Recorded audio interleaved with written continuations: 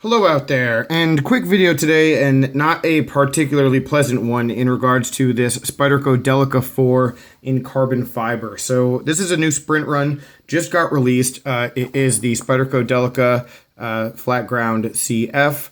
This is a sprint run exclusive. It was made for Freydon Lock Company, which is sort of interesting. Not sure exactly who their sales channels are going to be, so don't know where you're going to be able to find this one. But yeah, anywhere I guess that Freydon Lock Company has distribution, or any distributors they know, they'll be the one selling this. But I was interested in this one, obviously, because it's a Spyderco, it's a Delica, it's the first that I know of that's in carbon fiber.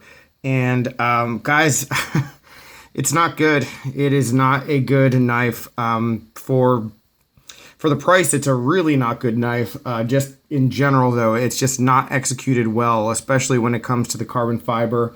I have made videos before about Spyderco carbon fiber, talking about the best carbon fiber that I've ever owned, and it's this on the Para 3. This was the sprint run with S90V. I ended up putting a Maximet blade on this one, but yeah, this peel ply carbon fiber, made in the USA. This stuff is excellent. It's so good, grippy, just true to what the Paramilitary 2 and Para 3 generally feel like in hand, you know, just with carbon fiber, and just very, very well executed. This stuff, though, on the other hand, with the Delica, is a complete swing and a miss. So we're going to get into that. I'll talk about the other details of the sprint run here, starting with the steel. This is the HAP 40 and SUS 410, the same stuff that you see on the Delica Packawood, which is a Knife Center exclusive, and also the St. Nick's Knives Red G10 handle scale one. And I bring those two knives up because this one right here comes in at around 170 bucks. The Packawood one, again, same steel, 156, and then the St. Nick's Knives at 189. And either of those two, even though one is less expensive and one is more, either of those two are definitely, in my opinion, better purchases than this because, man, let's just show you. All right, so when it comes to fit and finish, I've seen a number of Delicas in my time with blades that aren't centered.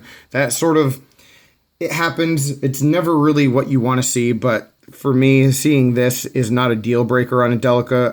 I've seen it enough that I'm just sort of used to it. Doesn't really kill the game.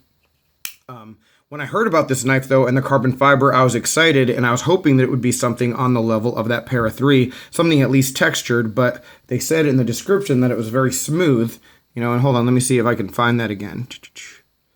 The smooth finish of the scales highlights the stunning pattern of the solid carbon fiber and is expertly blended finish of the handle's perimeter. All right, well, I disagree. Just taking a look at the scale, it just is not executed well.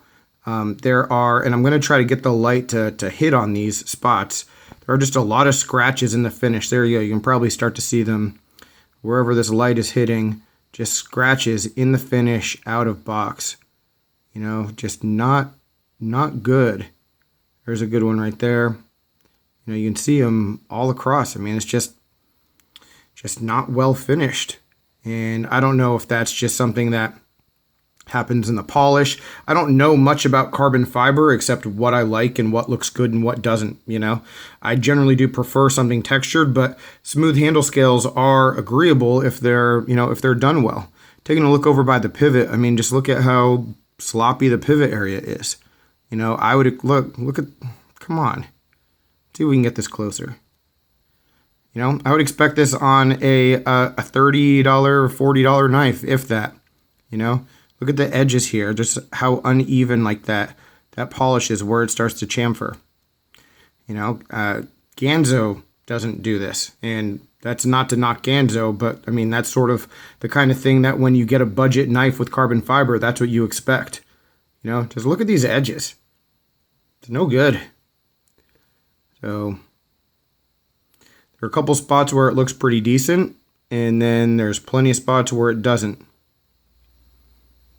So, yeah, it's just not put together well, not finished well. Not what you would expect for a Sprint and Spyderco, not what you would expect for a $170 knife. One other thing that isn't really carbon fiber related, but if you look at this spot right here, see how crooked that is? So it's finished and evened out to make it like flat and flush, but hold on, there you go, you can see it right there. See how that angle is? I mean, that's supposed to be flat, like perpendicular to where the backspacer ends, and it is crooked. Just a sideways finishing job on this product, and a big bummer. When it comes to carbon fiber, I mean, like I said, I have preferences, but I don't want you to get the impression that I'm nitpicky, and so I have a bunch of other carbon fiber that I'm going to bring in just for example. All right, so one of them, one of the most inexpensive carbon fiber pieces that I still currently have is on this squid, the CRKT squid carbon fiber. And you can see, like, I've had this knife for a long time. I haven't carried it that much, I'll be honest about that. But you can see, like, in the light, you know, it's not scratched, it's not beat up, it's finished well, even though it is polished and it's smooth. It's a good looking piece. And yeah, it's maybe not the best quality and maybe not the texture I prefer, but for what they did it well. You know, one other complaint about carbon fiber for a lot of people is the quality of the carbon fiber. So take a look at this new CRKT Polar. This is the S35VN one. You can see the quality of the carbon fiber itself. Like, there are a couple spots here where like that pattern just is messed up. You see that right here where it just sort of blends together and you don't quite get like that pattern that you should. But that's the piece of the carbon fiber. That's not the finishing job. And here, you know, it's finished actually pretty well. Even though I have heard some people having issues with theirs, this one, mine, is perfectly fine. So the piece of carbon fiber that I see here on the Delica seems to be okay. You know, it just has not been executed well. Now, when I heard that it was going to be smooth, I was hoping that it would be something like this on the ZT 0770CF. You know, it is like a smooth but more of a matte kind of finish, and you know, it's not slick and not really glossy. It's nice carbon fiber. Honestly, I would have preferred something like the Sage 5 G10 with a carbon fiber laminate. That would have been awesome, you know. And this texture feels better, it looks better, it's finished better. Every aspect of this is far superior to what they gave us with this knife here. So, yeah, it's a sprint run. I'm guessing it'll probably sell really well because it's a Delica. People love their Delicas, and people love, you know, carbon fiber. And so the union of the two should be a no-brainer, you know, a home run. But for me, no, not at all.